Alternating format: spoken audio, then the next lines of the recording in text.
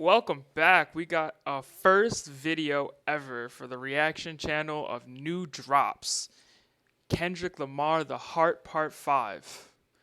I am ecstatic to bring this to you. It's going to be my first reaction video ever. I did not think Kendrick would be the first person to be featured on this channel. I thought it was going to be King Los or like Eminem.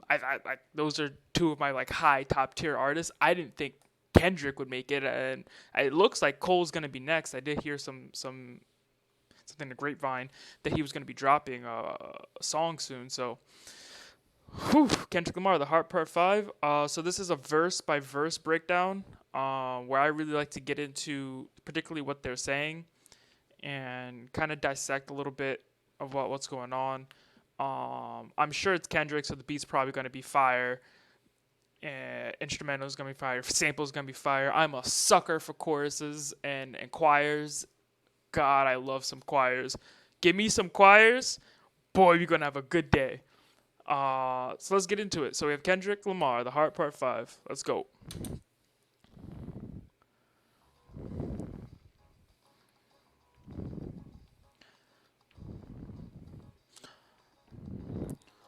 Looks like we got a little intro. Okay.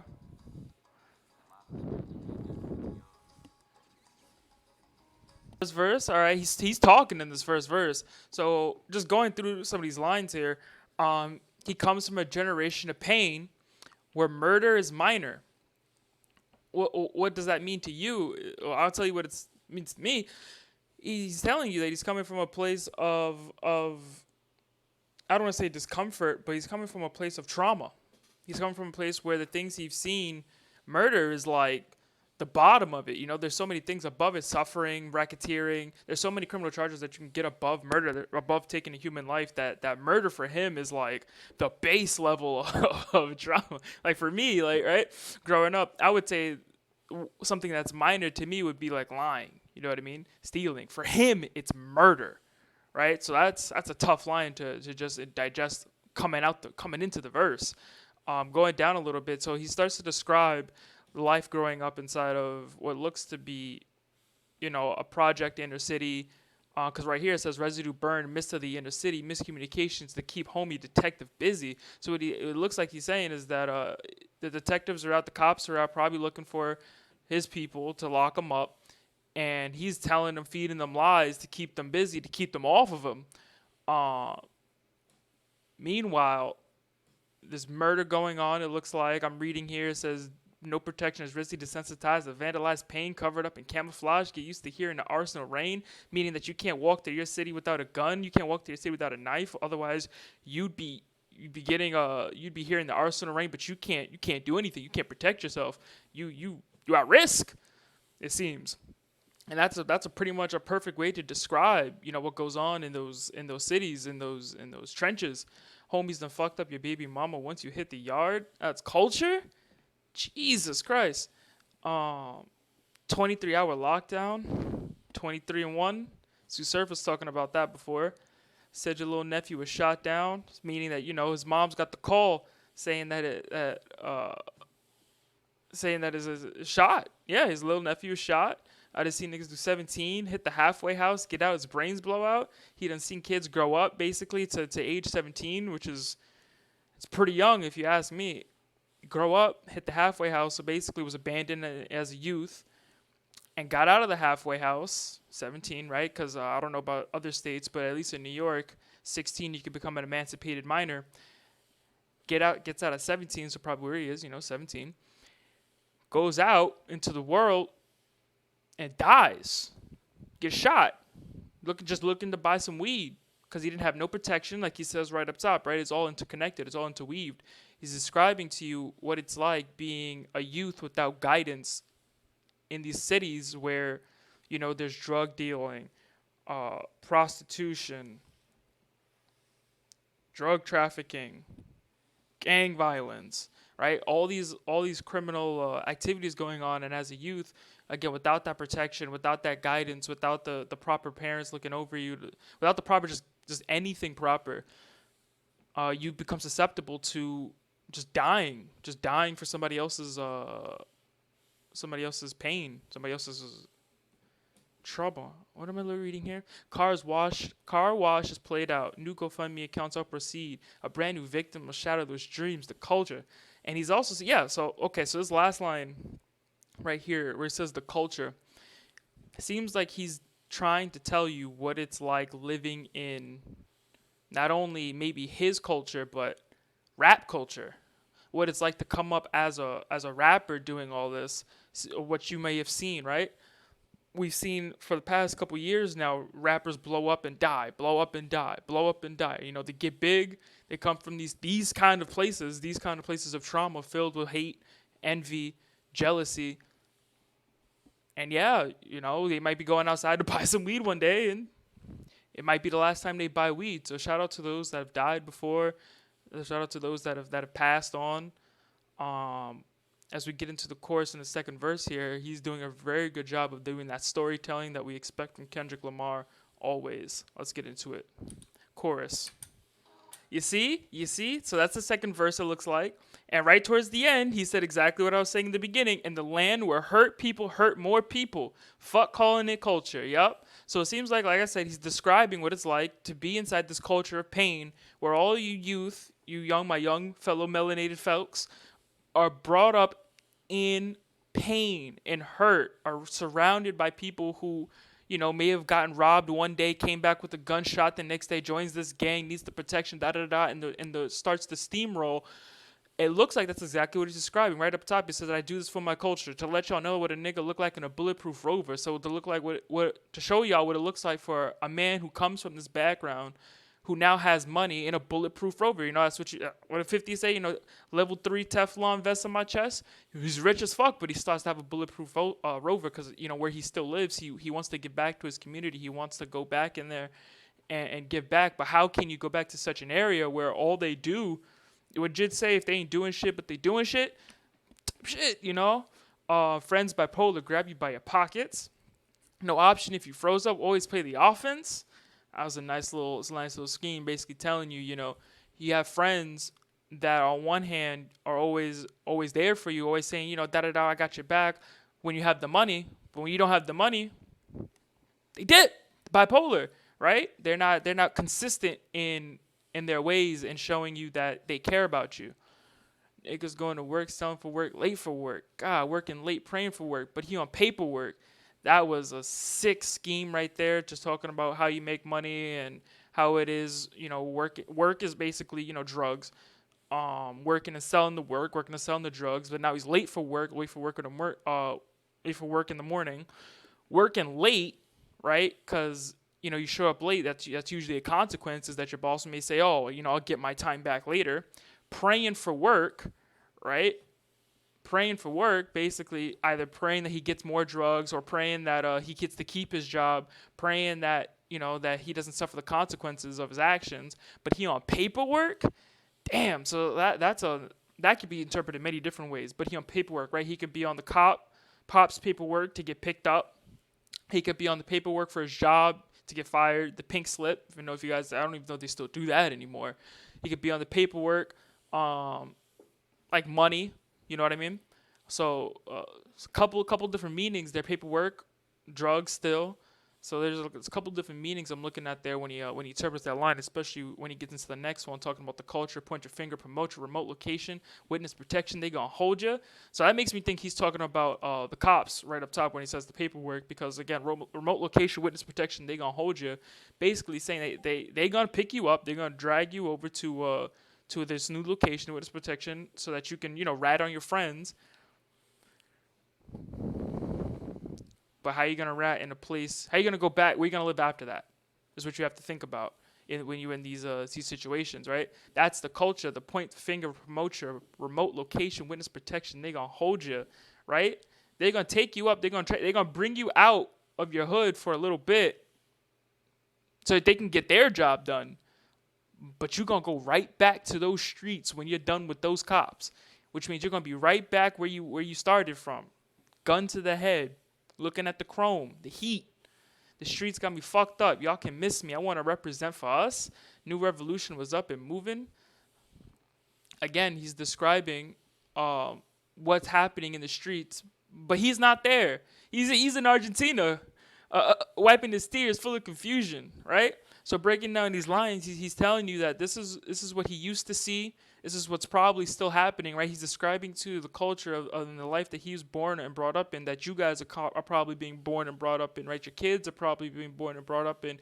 He's missing it. He's rich, He's in his bulletproof Rover. He doesn't have to worry about any of this, but we do. And as we go down through these lines, right, he says, history repeats again, make amends and find a nigga with the same skin to do it, but that's the culture, crack a bottle. Hard to deal with the pain when you're sober. By tomorrow, we forget the remains, we start over. That's the problem. Basically telling you that, we live this way because we just drink the pain away, right? We don't go and we don't go and sit down with a psychiatrist to help. We don't go and sit down and go to therapy. We only go to those things reactively, right? We don't go proactively. We don't go just to vent our problems, right? What did J. Cole say? There's no hotline for the homicide when you want to go kill somebody, right? What do? Our brothers die. We drink. Come morning, we get the guns. Go to work, right? Right back to the top line. Going to work and selling the work, all right? Hard to deal with the pain when you're sober. By tomorrow, we forget the remains. We start over, right? Because now starts a cycle of hate, cycle of hatred. That's tough. That's a tough line right there, right? Hard to deal with the pain when you're sober. Telling you, he's basically explaining to you that poison, that alcohol poisoning, right? That cocaine poisoning, high poisoning, right? That you ingest into your body to get out of that pain for the moment. It only means that when tomorrow comes, you just can go right back into it, right? Because you're gonna go out, you're gonna try to get that revenge. You're gonna become an avenger, right? But all you do is create more Avengers when you go avenge, right? Our foundation was trained to accept whatever follows, dehumanized and sensitive, scrutinized the way we live for you and I. Enemy shook my hand. I could promise I'll meet you in the lane with no equals. You're equal, right? Basically saying, the way that they were born, the way they were created, right? The way that they were nurtured was that they can just this is normal, right? You grow up and you live in your halfway house. You go outside. As a kid, right, you start to normalize these things. You learn that you have to grow with it, and it just becomes a part of you, right? That's not normal for other people in other neighborhoods. It's not normal to go outside and watch somebody get shot, sell drugs on the street in the corner. That's not normal, but that's something that we trained ourselves to be normal too, right? To accept whatever follows, dehumanized and sensitive, scrutinize the way we live for you and I, right? So the same people that are controlling the way we live, creating this culture, this internet culture, this physical culture of keeping us in one place, pitting us against each other, is the same people that are sitting up there, basically being, I don't want to say he's saying racist, but basically saying, hey, you guys, shoot each other, kill each other, sell drugs to each other, sell poison to each other, blah, blah, blah. But they're the people that are setting up that foundation for us to do that. They're the ones that are making it so that we do that, right? So that's another tough line that when you sit down, you digest that. What does that really mean? Well, he's telling you that you're not against you because you actually hate that person on the other side of the gun. You're against him because you think that that's the only way to live and that you're being pitted against him and don't even know it. All right? In the land where no equal is your equal. Never say I ain't told you. Nah, in the land where hurt people hurt more people, fuck calling it culture. Right? Because all that he was describing before that was essentially this culture, this rap culture, this hood culture, this idea of what makes a nigga, right? It's a culture. It's a cult following of people that believe this, and it's one of the largest cults in my opinion that exists because we don't recognize that it exists. You don't recognize that when you call somebody a nigga, this is exactly what you're telling them that they are, right? This is exactly what a nigga is. Arrogant, right? Grows up, angry, hurt, right? What else we got here? In the land where no equal is your equal. So that's a deep bar. In the land, right? This an American land, let's say, where no equal is your equal. Right? What does that mean to me? basically saying that nobody here, even though we're all born in the same land, right? Everybody, even though we're all born together, essentially, right, in America, we're not all created equal. We don't have the same opportunities. We could be born in the same neighborhood, but you could be liked more because your skin is lighter, right? You could be liked more because you have parents, right? My mom did crack, your mom did crack, but your dad worked as a CEO in some fucking location, whereas mine left, right? So we could have seen the same things, but you were just given more opportunity, um, despite the fact that we come from the same zip code. You know what I mean? Um, yeah, this is he's getting really introspective here. I'm not sure if he's really describing his life now, but before in that first verse, he was definitely describing his life. In this verse, it kind of seems like he's giving you a general overview of what it's like to be from this culture and what it's like to try to move forward, but how it's hard because history keeps repeating itself. Right? You wake up, you want to be better, but your man's just died. Gotta get the strap, right? No, it doesn't have to be that way. So let's get into it. Looks like there's a third verse. Third verse. Look at that. Haven't seen one of those in a while. Let's go. So this was very in deep as fuck. Getting into it. God, he really layered this third verse. Actually, I didn't realize I didn't really analyze the chorus. But let's go over the chorus first because I actually want to touch upon this. I want the hood to want me back. I want the hood. Look what I done for you. Right? Basically saying that as a person growing up, right, getting into this gang violence, right, you gave so much of your life, your time, your blood, your sweat into the game that the game, you never feel like the game gives you back, right? So now that he's rich and famous, he wants the hood to want him back, right? He wants the hood to accept him. He wants the hood to embrace him, but that's not what the hood is. Come on. The hood is full of jealousy, envy, right? The murderers, the drug dealers, right? The people that want what you got, even though they have their own, right? They want to eat off your plate, right? So he's trying to change that. He's trying to bring new life. He's trying to basically show the hypocrisy of how we said we want change, but look at how we're living. Look at what we're doing, right? That's what that paints for me. Just the chorus alone, right? From his standpoint and where he is in his life, for him to say that is like, it's really profound when you think about it. It's like, why would you want the hood to want you back unless you go in there to try to make a change? Which it seems like is what he's touching on in his third verse, to get into it, because this is long. He spit for this verse. So celebrate new life when it come back around. The purpose and the lessons we learn it now. Sacrifice personal gain over everything, just to see the next generation better than ours. Right? So speaking in my terms, right? My mom gave up, a stable job, a stable career, right? She gave up the possibility of me having a dad in my life, right? She gave up the possibility of basically having everything that you would see stable to run a store, a liquor store. That liquor store made $1 million, right? But she didn't make that for us. She didn't make that for herself. She gave that up because she wanted to make sure that when I got older, I had something I could inherit, something that I can pass on, something that was generational, right? So she put in all her, she worked that store, right? She wasn't really the mom that was there. You know what I mean? She wasn't the mom that was always standing over you, beat you, things like that. She became the businesswoman that wanted to create and cultivate a business for me to take over, to pass on to my brother, to take over, to pass on to, the family.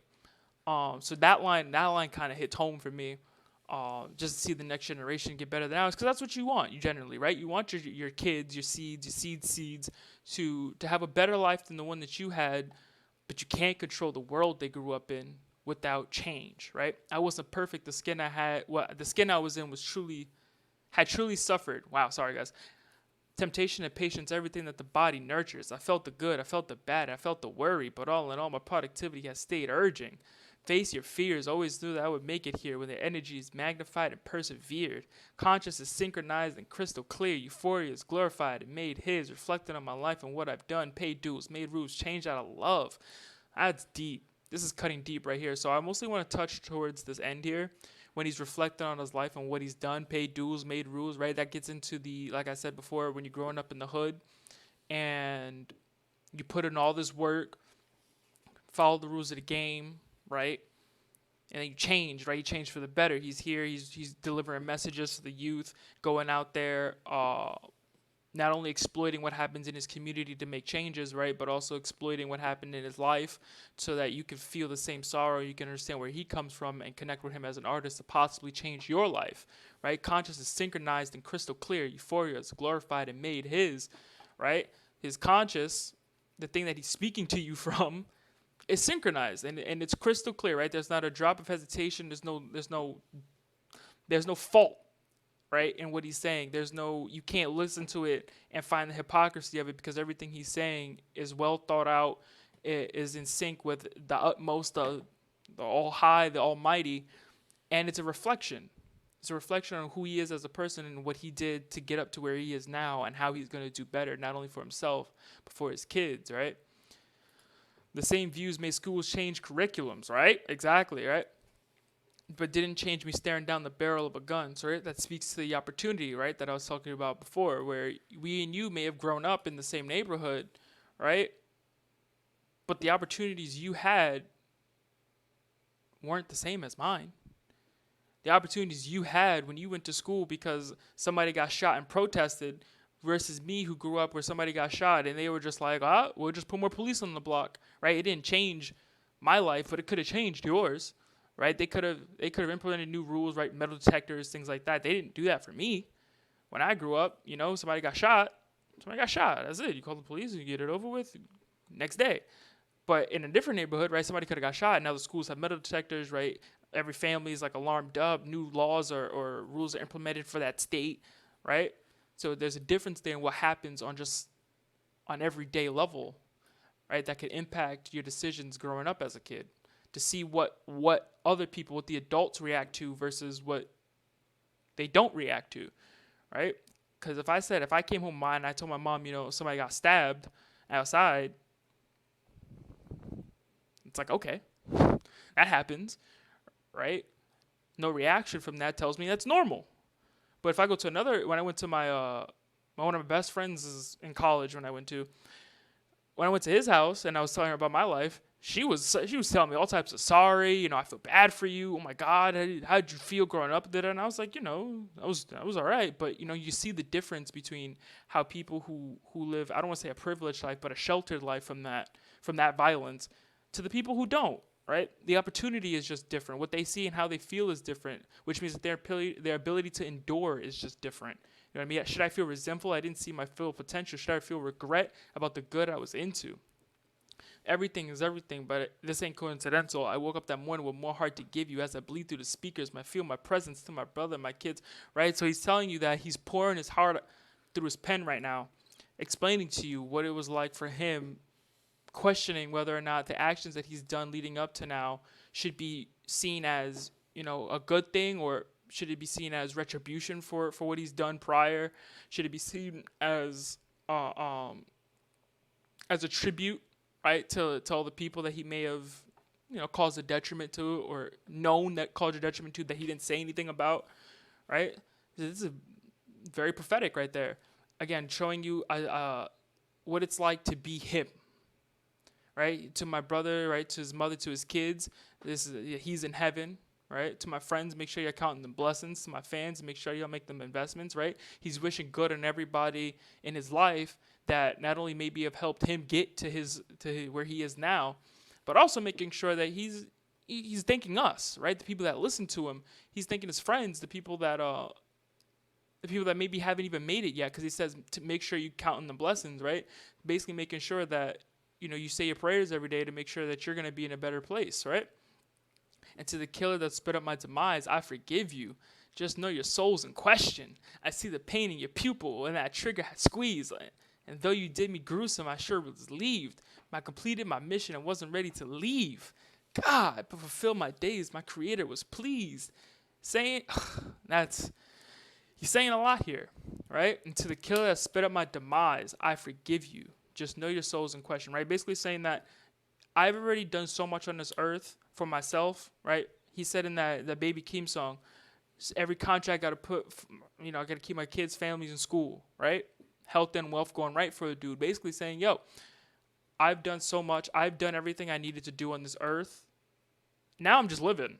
I'm just living, and everything I do is going to be not for my benefit, but for my family's benefit, maybe for my friends' kids' benefit, right? For people that are in my life that support me's benefit.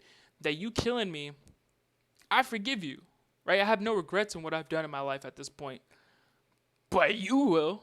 You know what I mean? When you die, just know your soul is gonna feel the divine retribution of God because you killed a good man that was doing nothing but providing for everybody in his life to make sure that they're all up, right? My Creator was pleased, right? God was happy with what He's done in His life, despite what may have came before that. I can't stress how I love y'all. I don't need to be in flesh just to hug y'all. The memories recollect just because y'all. Celebrate with me, respect. The unity we protect is above all. God, right? Basically saying that the unity we protect is above all. That could speak to, the family, right? For whole completed families, because they do exist, believe it or not, right? Families that have a mother, a father, a son, a daughter, a sister, a brother, a stepson, right? Well, those families, they have something that they share, family bonds, right? To maybe out in the hood, right? Where you may not have a family that's blood, but you have a family that might be thicker than that, right? The friends that you've been through all your shit with, the girlfriends that stuck by your side for whatever, your day ones is what we call them. As a black people, as a community, right? The way we stick together whenever things happen, like prayers up for Dave Chappelle, but the Dave Chappelle incident that happened recently, where we all stand with them when we see it happen, we speak up, we say something, we send our prayers out, right? The unity that we protect, what we do as a community to make sure that we are there for each other if we can't be there physically, virtually. You know what I mean? And Sam, I'll be watching over you. Make sure my kids watch all my interviews. Make sure you live all the dreams we produce. Keep the genius in your brain on the move. All right? And to my neighborhood, let that good prevail. Make sure them babies and the leaders get out of jail. Look for salvation when troubles get real. Because you help the world until you help yourself. I can't blame the hood the day I was killed. Y'all had to see it, the only way to feel, and through my physical and reap the benefits, the energy I can't admit still. I want you. All right? It sounds like he doesn't rebuke the hood. It sounds like he embraces the fact that the hood made him who he was today.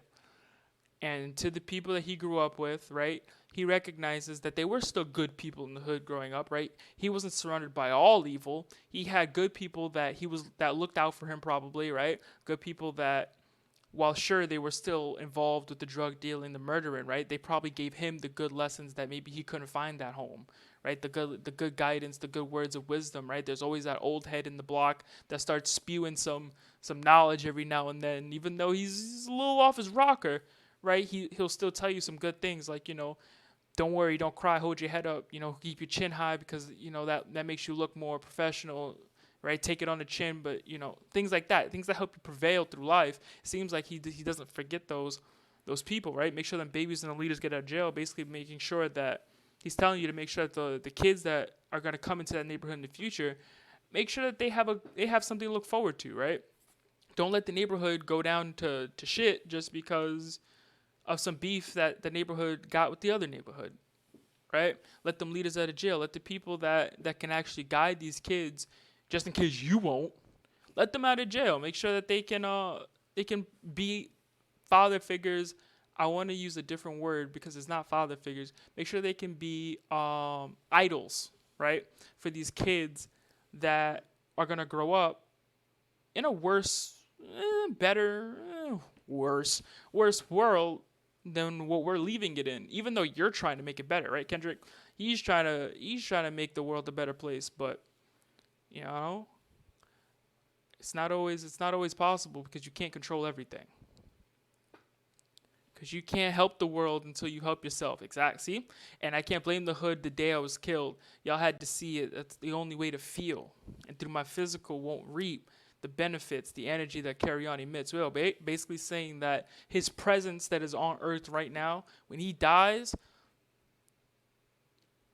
it'll be spread out, right? It'll be felt, right? If Kendrick Lamar would have died, we'd all say something. We'd all feel something, right? We'd have an emotional connection, right? We'd want to know why, what happened, right? How somebody of such a being would have lost, right? That's what he's saying. He's saying that even though my physical won't reap the benefits, the energy that I carry on emits still, right?